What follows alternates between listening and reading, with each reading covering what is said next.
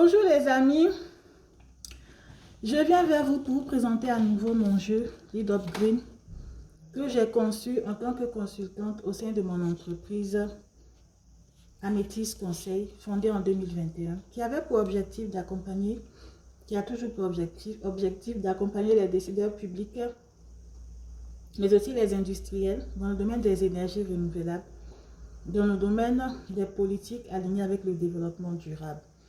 Des politiques alignées avec les ODD, les objectifs de développement durable. Donc, je conseille ces décideurs publics et j'ai mis en vente sur le marché ce jeu qui fait 100 €. C'est un jeu de 364 et il y a 4 personnages, le financier, le charismatique, le stratège et l'idéaliste. Et chacun des personnages, en fonction de ses atouts, a 64, comme je disais, il y a 20 cartes atouts, il y a 24 jeux. D'abord, il y a un questionnaire de 20 questions. Ensuite, il y a 24 atouts, 24 jeux pour chaque personnage. Il y a 24 lancer une campagne électorale. Et ça fait 64 pour chaque personnage. Et il y a 20 cartes pour la version interactive pour chaque personnage. Donc, on a un jeu de 364. Vous avez ici un exemple. Par exemple, lancer une campagne électorale, l'idéaliste. Je vais lire un peu.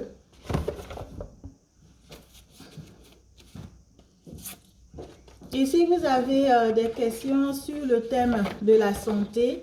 Par exemple, pour la version interactive, comment l'idéaliste va faire pour mobiliser? Parce qu'il s'agit de mobiliser, de créer un engagement, de mener une action. Donc, comment l'idéaliste va faire dans le secteur de la santé pour mobiliser des acteurs comme les hôpitaux, les acteurs de la medtech. Il y a d'autres domaines aussi, l'environnement et le climat, bien sûr, parce qu'on est aligné avec la dynamique du développement durable. Il y a les industriels et les entreprises en tant qu'homme politique, comment il va mobiliser les industriels et les entreprises. Il y a la technologie, parce que les acteurs politiques d'aujourd'hui doivent être aussi bien africains que des autres parties du monde, parce que là, le contexte, c'était la Colombie. Les acteurs politiques d'aujourd'hui, aussi bien africains que des autres parties du monde, doivent tenir compte de l'évolution technologique dans des domaines divers et variés comme l'habitat.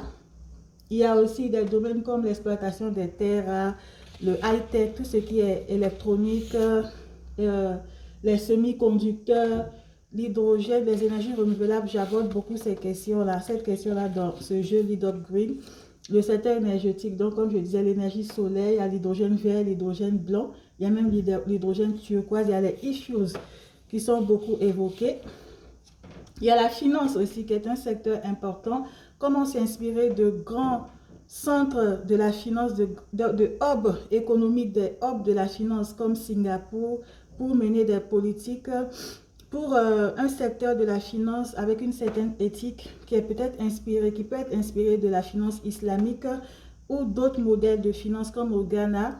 Ils ont mis en place un système de finance basé sur la téléphonie mobile pour les agriculteurs. Ce sont des modèles, il y a beaucoup d'exemples comme ça, originaux, pour financer des projets dans l'agriculture, dans l'accès à l'énergie, pour les entreprises. Donc, il y a le volet agriculteur, parce que l'agriculture est très importante pour le développement, surtout le développement durable, mais une agriculture durable et inclusive.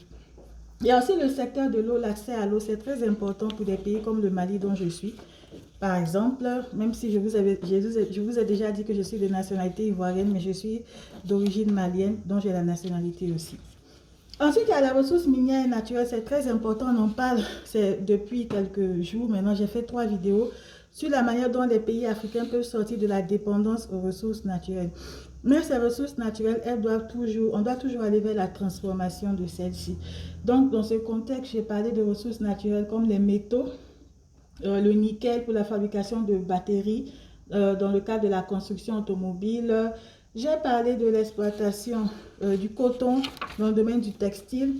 Il y a aussi les médias, comment ces acteurs publics peuvent mobiliser les médias ou utiliser les médias qui sont à leur disposition pour communiquer, pour aller vers l'influence politique. J'ai aussi fait des vidéos sur l'influence politique qui sont accessibles sur ma chaîne YouTube de 5 à 9 d'Aïcha Yataga. Il y a aussi le secteur associatif à ne pas négliger, comment les impliquer dans les politiques pour mobiliser, créer un engagement. Il y a les associations de femmes, il y a les associations de jeunes. Il y a aussi l'éducation, comment agir pour les enfants, comment lancer par exemple un webzine, comme on dit, une web TV, tout ça pour communiquer dans le cadre de la mobilisation politique, pour créer un engagement, pour mener une action, des actions pour les enfants. Il y a aussi les chercheurs, il ne faut pas négliger le domaine scientifique et de la recherche.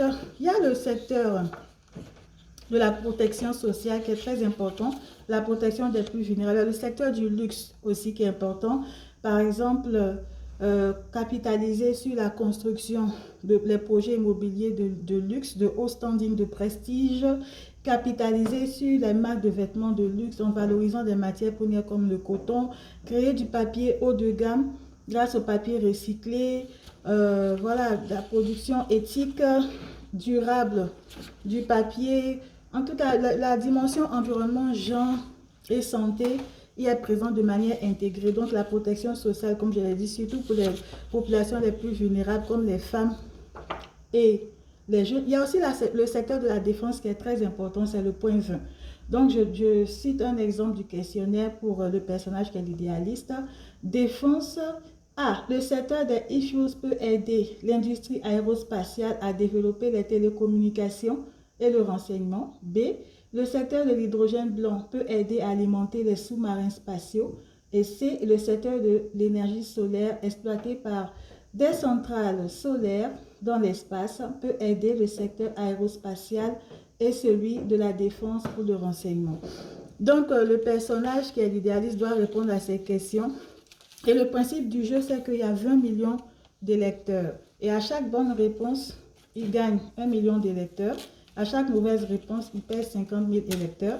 Et la consultante va l'aider à récupérer ces 50 000 électeurs. Donc, c'est à point, c'est un système à point. Et c'est adapté vraiment au contexte des pays émergents et en développement.